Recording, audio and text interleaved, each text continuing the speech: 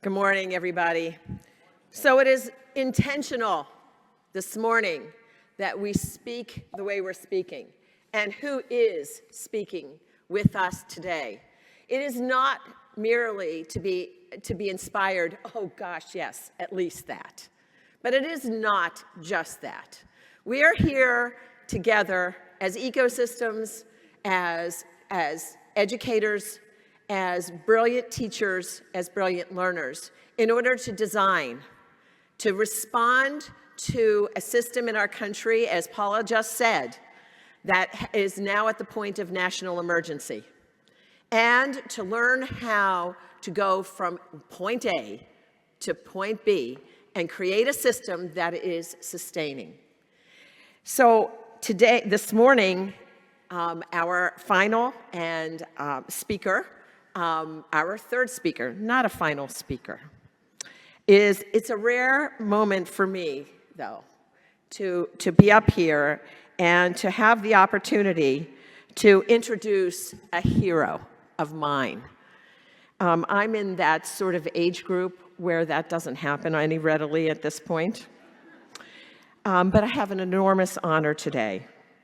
We are so excited to have Dr. Frederic Bertley, Dr. B, as everybody calls him, able to join us this morning. For more than 8 years, Dr. B and I found ourselves in the wilds of Egypt after the Arab Spring, responding to the need there to build STEM schools, all 19 of them with our partners. We would meet at breakfast at the Holiday Inn in Cairo to finalize our plans for the day as we and other partners, and William Fisher's in the audience too. He was with us there as well, as when we planned and executed to launch the Egypt STEM model schools. This is a system that we all designed, Frederic, Joe, and we at TIES, in order to create a whole new opportunity for that country. Dr. B, though, that he comes to that honestly. We were part of this because he is an amazingly cherished educator throughout our country and a visionary beyond expectation. His understanding of STEM, of teaching and learning, and his great, amazing zeal for engaging youth is the future of anything he touches and is unyielding. He is currently the president of COSI. COSI is the top science museum in our country, and it's found in Columbus, Ohio, and there he is the president and CEO, having come from the Franklin Institute and our Philadelphia ecosystem. Yay, Philadelphia. He is leading a staff that changes everything in our nation of what we understand a museum to be, and what it means to teach and learn students in the out-of-school environment. He was raised in Montreal, educated at McGill, at Harvard. He is an immunologist, PhD in immunology. He worked on DNA vaccines for HIV, so his work actually became very important to all of us not 3 years ago. It's really just my honor and my excitement that you're going to get to spend 30 minutes with Dr. B. It is a treasure. So, Frederic? This is ground control to Major Tom. You've really made the grade. And the papers want to know whose shirt you wear. Now it's time to leave the caption. What an incredible introduction. Ladies and gentlemen, Ms. Jan Morrison, please give her a round of applause. If you work in the STEM field, you know this amazing woman. I'd like to begin by thanking all of you from the STEM ecosystem and the folks that put on this very important conference. I mean, to hear the speakers was incredible. I do have one little point of order. Please don't ever put me after Miss Golden, and after Captain Barrington Irvin. Not cool, not a good look. I need to be before to be a warm-up act for you. True story. So I know Captain Irvin, we go way back to the days he actually just got that private jet when he was just at the nascent stage of launching the flying classroom. So it's good to, we only bump into each other at STEM conferences, but I'm a huge fan of his work, and it's good to see you again today. So let's just jump into it. Actually, a little footnote. Jan mentioned I'm from Canada, and unlike Barrington Irvin, I was not a stellar football star, but I did play hockey, and true story. My goal in life was to be a NHL player for my Montreal Canadiens or a fireman. I'm here to tell you I failed epically on both, but got into science. All right, so let's talk about STEM. Let's do some level setting, right? Like, we're all talking about it. We kind of know it's important, but let's dig into it a little bit. How many of you texted today? Show of hands. Right? I'm still in the morning. All right. How many of you had a prescription from a doctor in the last 4 years? Right? All the hands. How many of you eat food? Right? All right. I mean, it sounds funny, but I mean, think about how many searches we do every minute on Google. Over 4 million. Right? 2.4 million emails are sent every second. And this is a trippy piece of data. All of us in this room check our smartphones about 150 times a day. Give that to a kiddo whenever you decide to give your kiddos a smartphone, 10, 11, 12 to 18. Multiply that number by 4. We are obsessed with these devices in our pockets, right? So we really are in a science and technologically replete world. It's everywhere, right? So what's the problem? Well, there's several problems, but the one I want to focus on here is we are, despite the fact that we're ubiquitously dependent on STEM, and if you don't think that's true, see if you can wake up tomorrow morning on Wednesday and get throughout the entire day without specifically being dependent on science, technology, engineering, arts, and math. It's impossible. You roll out of bed, see what the president texted, tweeted, that's science. The food we eat is genetically modified. You can go on and on. How we communicate, transportation, it's everywhere. But despite that, we're living in a growing science illiterate society. It's not my opinion. National Science Foundation, AAAS, all these studies showing you incredible data. Now, nobody in this room, but 1 out of every 4 Americans still believes, this is true, ladies and gentlemen, still believes the sun revolves around the earth. Yes. Lots of national studies showing that. Here's one of my favorites. This is dinosaurs. Not quite half, but 41% of Americans believe that dinosaurs and humans coexisted. Now, I get this, right? Because I'm a 70s, 80s kid, and I grew up watching a lot of Hanna-Barbera, and there was this guy who would, every day go to work, get on the back of a dinosaur, and start coexisting. As a kid, I'm like, of course we coexisted, but no, we didn't. But getting more seriously, there's GMOs, and we can talk about that later at noon if you have some questions around GMOs and how, that impacts us. But then there's this. Think about it. A resurgence in 2020 to today, a resurgence in thinking the earth was flat. And if you do think it's flat, happy to have that conversation as well. This one is really important. You're looking at an electron micrograph of viruses on the top, bacteria on the bottom. Now, how many of you, I bet you, it's happened to me, I'm sure it's happened to some of you. How many of you have gone to a doctor and the doctor says, Ms. Smith, sorry to tell you, I think you have a viral infection. And you're like, bummer. Then the doctor, who went through medical school and probably some undergraduate science courses before that, writes you a prescription for, you don't need to be at the ECO-STEM conference or a pharmacology PhD to know that antibacterial stuff has 0 effect on viruses. If you have a viral infection and the doc wrote you a script for amoxicillin or some other antibacterial, and you got better, that's a coincidence. But this is really important. It's really important because there are men and women, people every day dying in this great country of something called an iatrogenic disease, where they go into the hospital for a broken leg or something relatively routine, and they pick up a multi-drug resistant staph infection, and it kills them. And this is a consequence of the overprescription and misprescription of antibiotics. This is a science literacy issue. As was mentioned, I'm a vaccine immunologist, so don't get me started on this. I'm just kidding. I think this is very important that if people have questions on any healthcare thing, including vaccines, hey, ask the questions, ask all your questions. We have to then share what the answer and data show, right? But I do want to clarify one thing. Those of you who might think of measles vaccine being related to autism, that is absolutely, completely not the case. It's completely been debunked. The person made up data, etc. So if you're still not convinced vaccines are important, think about where you were 3 years ago, right? The only reason why we're meeting in this beautiful location with all of you is because of science and specifically vaccines. That is how we got out of the pandemic. I was having this conversation the other day, there was an alternative. The alternative was, okay, we won't have any vaccines because we don't think vaccines work. Let's just let COVID go rampant. Well, what would happen, there's 8 billion people on the planet now, it would work, the experiment would work, people would get affected, probably all of us would get infected because we did not have any prior immunity to that, and what would happen is a whole lot of us would die, leaving about 1 billion, maybe 500 million left, and they would develop immunity. So the only way to get out of this is by fast-tracking it through a vaccine. All right, so I hope to have convinced you we are in a high-tech society.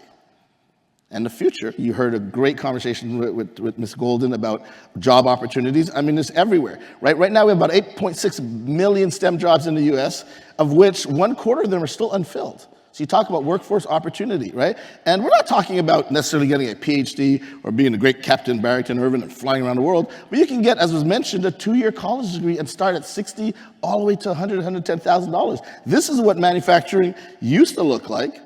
This is what it looks like today. These are dirty floors and greasing men, women, and people. These are amazingly automated, digital, technologically infused spaces, right? And let's look at some really cool things in medicine. So you've all heard about CRISPR, right? This new incredible discovery of a tool, how to manipulate DNA. So today we can literally cut out bad genes and replace them, repair them, and fix them in very easy, quick ways. And it's called the CRISPR technology. In fact, the two people, Jennifer Doudna and Michel Carpentier on the right, actually won the Nobel Prize a few years ago for discovering this incredible technology, right? Now, what's really cool is we've gone from the Stone Age of understanding how to manipulate DNA to really curing lots of, or potential to cure lots of really cool diseases through DNA sequencing and et cetera. And especially for our youngest ones. Little babies who are born with single or double mutations can actually maybe now be cured through this. Now, what's also interesting, back to the science and literacy piece is, well, where do we go with this DNA manipulation, CRISPR-Cas9 technology? Well, a lot of people think, oh, designer babies. You got all these young couples like, oh, I can make my kid a genius. I can make them have perfect vision. They're going to be the next Barrington Irving and fly around the world or go into NFL. No, that's a fallacy. We're not there. DNA technology does not allow you to design babies and make your child smarter or taller or what have you. All right? Then there's the field of robotics. This is really cool because we all have experienced robots. Unless you drive a super fancy handmade Italian car, most of our cars were built by robots in the manufacturing space. Here's a new level of robots that actually learn to communicate with each other. But then in the news that's going rampant, of course, you're seeing this, right? And by the way, this talk was completely developed by using ChatGPT. So if you like what I'm saying, cool. If you hate it, it's not me. Just kidding. All right. So, but really, are we going to end up here? Back to AI and coding. That next generation really needs to not just understand the AI and coding, but as Captain Irving said, understand the civic side of it too. How do we as humans relate with these technologies? So where do we go from here?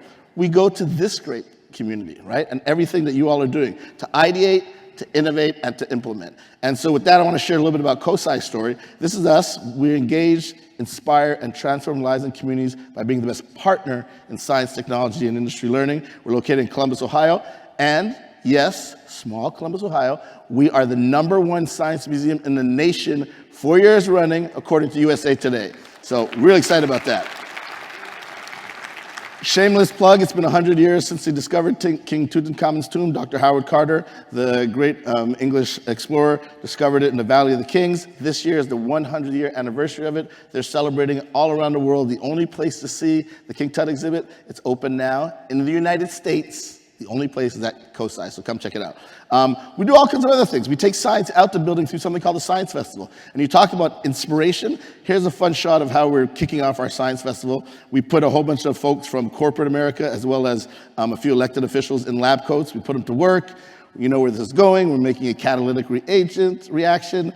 called Elephant Toothpaste, so it looks really fun. But what I love about science is when you peer deeper, you get to really see the experience. This is one of our lead educators, folks. She's both super excited and scared, but my favorite shot is what's up next. This is the mayor, Honorable Mayor Andy Ginther, the mayor of the great city of Columbus. You can't Photoshop his reaction to a STEM engagement experience. He's excited by being part of a hands-on experience. All right, and this is what it looks like. 4 days, incredible stuff. We service about 40,000 people. Really exciting. We have another program, and you heard Ms. Morrison talk about it, EPIC. This is the Extracurricular Intellectual Property Innovation Center, and this is part of the work we're doing in Egypt, supported by USAID, with ties, 21P STEM, some of you in the room, and the Egypt government. And what's really cool about this, and you all know this, because you've all gone through school, some of you have multiple degrees, you've never learned about this thing called intellectual property, right? In fact, yesterday you heard from Ms. Daisy Taylor, and then we call him Dr. V from the USPTO, talking about the importance of IP and patents, right? Well, the program has 4 studios, and one is all about introduction to innovation. How do you think innovatively? What do the mechanics of that look like? Then 2, an introduction to intellectual property, then a deeper dive in patents, and then the 4th one is what we call bench to business. Okay, so you got an idea, you got a patent pending, where do you go from that? How do you start a company? What does that look like? How do you fundraise? You heard some great companies again mentioned earlier. How do you approach them? What's your pitch? All right. Right now, we're doing it in Egypt with, again, USAID funds, but we're launching it next year in the United States and Canada. So if you have any interest in IP, specifically for the K-12 space, this is a great program for that. Then, of course, we have hands-on STEM kits. This actually grew out of the pandemic. One thing that sucks if you work at a science museum that makes its money by being open and selling tickets, throw a little pandemic in there that shuts your doors. You go from having a whole lot of money to 0. So we were like, well, how are we going to move this forward? So we say, you know what? People can't come to our science museum. We're going to put our science museum in a box. So hands-on STEM kits. We have all kinds, human, energy. We have 3 different space versions, dinosaurs, Hyperloop, you name it, engineering. And these are great. There's 5 experiments or activities in every kit. Everything to do the experiment is there, and if you're a little scared or you don't remember your basic chemistry or math, we have QR codes that go straight to our educator 3-minute videos, walk you through what to do. And we have 2 versions. We have the retail versions, which you're seeing here in brown, and then we have a free version to the underserved population. Very important. The pandemic didn't cause the education gap, but it certainly exacerbated it. So we've created a kit to make sure it was free for the end users in that K-8 space, so they had no barriers to get access to some fun hands-on stuff while the pandemic was happening. As I mentioned, part of our mission is partnership. We distribute them with food pantries, social services. This is us with Lieutenant Governor giving 1,200 kits away with 1,200 turkeys during holiday season. I love this because this is Governor DeWine, the governor of the state of Ohio, because he's wearing the COSI tie that I gave him, giving one of his big speeches. So I really like that. We even partner with Miss America. People are like, why'd you partner with Miss America? Well, it turns out that this Miss America, Camille Schreier 2020, is a 2-time Bachelor of Science degree holder, 1 in biochemistry, 1 in systems biology, and she's finishing her PhD in pharmacology. And you talk about an inspiration, not just for girls, but young people in general, to know that you can be into pageantry or all that stuff, but still be into STEM. And so, let's play this quickly.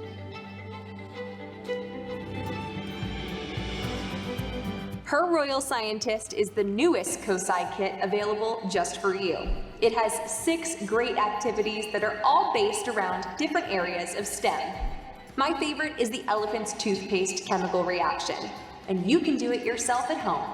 The kit is available right now at cosi.org/kits.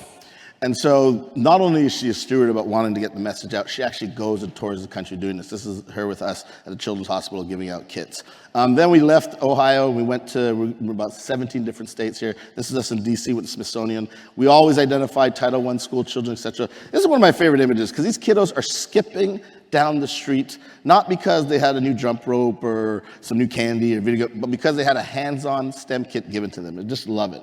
These are the states we're in. The blue is where we're trying to get to. We were invited to Dubai at the World's Fair. We presented at the USA Pavilion, showcasing there are 195 countries in the world. 192 went to Dubai, and we were the only museum invited there to present, and we present, of course, on STEM education. It was really fun, exciting, in conjunction with NASA. We were in London, England, at the Virgin Company. The gentleman in gray with the glasses reports directly to Sir Richard Branson, again, identifying kiddos, doing our hands-on STEM activities there. This is us in Egypt. You heard some conversation about that. This is us at one of the integrated schools. I'm really excited. These kiddos are just so precocious and so great. But here we have our little kit there all the way in Cairo. All right, then there's this piece. So this is us.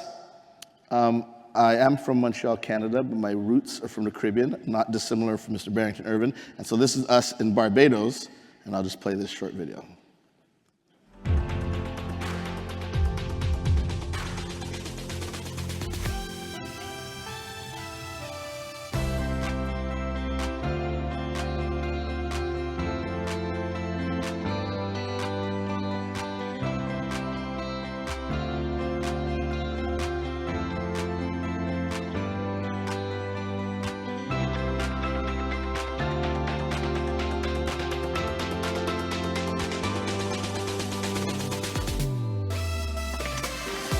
So as you know, we're launching the Learning Lunchbox program in the Caribbean, starting first and foremost in beautiful Barbados. Yes. Why was it important for you all at the ministry to collaborate on the Learning Lunchbox, this kit with 5 hands-on experiments? Well, first thing, this kit is exciting as it gets. It has low cost and low cost materials, so children can realize that they don't need expensive materials to conduct science. I like the fact that we have activity books that children can improve their literacy skills. They can follow the instructions here to complete the task, and if they don't get it right, they can always go back, check again, and try again.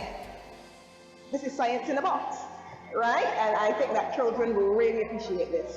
And most of all, the children will know that they can make a difference in the world. You know, it isn't about sitting down in the classroom and just absorbing information, but they can be curious, they can be excited about science and use that knowledge in a way that they can impact the world. So think about that. Us going to the Caribbean, taking some of this stuff here. Now, had to fly their commercial, so I'm hoping all of you will appeal to the good Captain Irving, and maybe he'll fly me on his private jet back to Barbados. We'll include Jamaica in there if you're just, feel free to help us out. No, I'm just kidding. So the coolest thing about these kits is there's one on your table right now. So each of you get to take one of these home. Everything in the box can go through his carry-on, so don't, there you go, that's right. Everyone gets a kit. But hope you enjoy it. Again, you can carry this carry-on. There's nothing that they won't let you take on a plane. So you all get one for free today. Real quick, as we close, we also have 2 science literacy programs. One is that now you're not supposed to do the activities now. Just kidding. This is hands-on. You can have at it. Doesn't bother me. So we have 2 shows. One is a primetime television show with PBS called QED with Dr. B. And I'll just play this. On QED with Dr. B, we'll explore big questions with diverse scientists and innovators across the country. Their answers reveal the hidden science in our everyday lives and the cutting-edge discoveries that will change the world. It's science beyond your wildest imagination. Are you ready? A new season of QED with Dr. B premieres this November on WOST. So that's a 30-minute primetime television show. And then here's an Easter egg for you. So if you have your cell phones, if you want to take a snapshot of that real quick. This is a STEM activity where cell phones are encouraged. Hopefully you got that. So that takes you to our second program, which is an animated series, 3 to 5 minutes. These are designed basically, even though they're animated, they're really for high school students and above. I'll play you a trailer in a second. But here's season 1. And season 2 in blue. Season 1, we had actually one specifically on science literacy. But in general, these are cutting-edge science topics done in a fun, dynamic, animated way to break down that topic for you. So what are some cool outcomes when we elevate science beyond our buildings, beyond the classroom, on planes, or just traveling around the world doing cool things, is this. And I'll play this. Whoops. Let me go right back here. Well, I'll leave it right here. So in season 1 of our TV show, and in season 1 of our animated series, COSI won 5 Emmys. And I say that you know, having the brass is fun, but more importantly, the fact that the highest television award series finally recognized what you all do in this room, STEM education and STEM communication, and as Captain Irving said, and selling it is really important. That's why we're so honored to have won those Emmys. Then some other fun facts. NASA publishes 100 top photos every year in January. This is NASA. They have millions and millions of photos. Everything from, you know, the Artemis liftoff, really cool images, crowd being thrilled to see Artemis, land successfully. Then, of course, there's the James Webb Segmented Telescope, right? That has brought us the most beautiful images we've ever seen of our universe. Spectacular. In that year, where they had millions, They picked STEM education for not one, but 2 shots. This is COSI in a Title I school in DC with astronauts making science come alive. And this is just another moment you can see the kiddos got to meet the astronauts. It was just really an amazing day, and they thought that this was important to communicate the message and all the great work that you all do in here. So with that, there's been some fun stuff in the White House. This is us with none other than the second gentleman, Douglas Emhoff, working with us over actually in Oakland region at another Title I school. We put everybody to work, by the way. Just because you're the second gentleman in the United States doesn't mean you're not going to do a hands-on experiment. We put them to work. Then we were invited to the White House to be part of the Easter egg piece. Here's some of my team. I'm really excited to be there.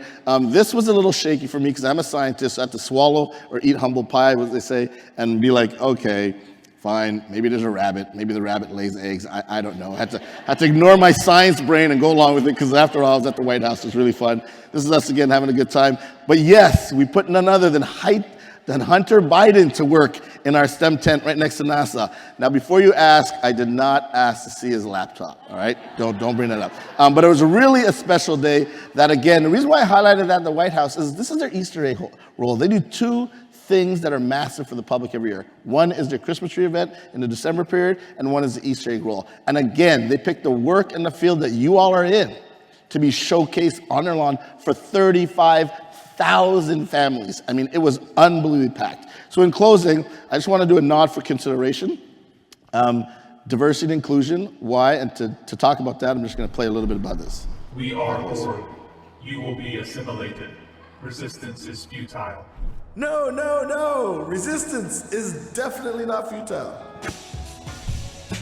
It's all about diversity. Okay. So they're in fashion, in vogue, at the tip of everyone's tongue. Yep. I'm talking about these buzzwords. DE&I for diversity, equity, and inclusion. Or IDEA for inclusion, diversity, equity, and accessibility. Or even JEDI for justice, equity, diversity, and inclusion. Wow, it's such a mouthful. But thoughtful reflection of these terms has risen to the common parlance and consideration. You see, words matter. In this episode, we'll unpack the D for diversity, as it is wrapped in a beautiful cloak of science, DNA, socialization, and our innate individuality. So what does diversity actually mean? What does the data tell us about the benefits of a diverse society? And why should we care? Let's begin. The world, with all its 7.9 billion people on this glorious planet, is completely diverse. Women, men, differentiated genders, black, brown, white, First Nations people, Christians, Jewish, Muslim, Buddhist, agnostic, you name it, we're all alive and make up the human family. We, as human family, are made up of many different phenotypes. That is, many different physical presentations of the beautiful and differentiated DNA that codes for all life. Your parents contributed biological bits, and you were raised in a microenvironment replete with sociological bits, which all collectively contribute to who you are and how you present yourself to the larger world stage. This collection of experiences, thoughts, and perspectives that you bring to the global human landscape, that's diversity. And look at some data. The research is clear. Diverse teams, whether in the corporate or sporting arenas, across college classrooms or political chambers, have better outcomes regardless of the measuring tool. For example, companies that are more ethnically diverse make 33% higher profits. Industries that have higher gender diversity are 21% more profitable. In the corporate sector, diverse teams make decisions 60% faster. And companies with higher than average diversity have 19% higher innovation revenues. That's data we can all appreciate. So why is it that more diverse teams have higher profits and better bottom lines? It's because they can solve problems and achieve goals faster and better. Imagine a big table where people gather to share ideas and create solutions. There are lots of seats at this table. So do you fill it with a bunch of people with identical skill sets? Of course not. To get the broadest range of ideas and solutions, you need to fill this table with a broad range of different backgrounds, perspectives, and talents. A team that actually reflects our diverse humanity, from race to gender to ability and religion, reveals a larger world of solutions. if we do not ensure an equal chance at a healthy, prosperous life, provide inclusive opportunities for all, and diversify our corporate and non-for-profit ecosystems, we are surely missing out on the next great inventors, problem solvers, artists, presidents, engineers, doctors, nurses, athletes, mothers, fathers. In short, we might miss that amazing human that can make our humanity even greater. So in the end, it is all about diversity. If you like this video, So in closing, and again, I'm speaking to the choir here, but all of what we do, we need to wrap it in the DNA of diversity and inclusion. Why? The video said 7.9, we just tipped over to 8 billion on the planet. There's 8 billion people, we're all diverse. So those who are gonna be our next leaders, world shakers, people curing cancer, et cetera, are in that 8 billion people denominator. So we have to make sure whatever we do is accessible to as many people as possible. With that, it's been a pleasure to be in front of you. I look forward to the rest of the conference. Have a great break and rest of your day.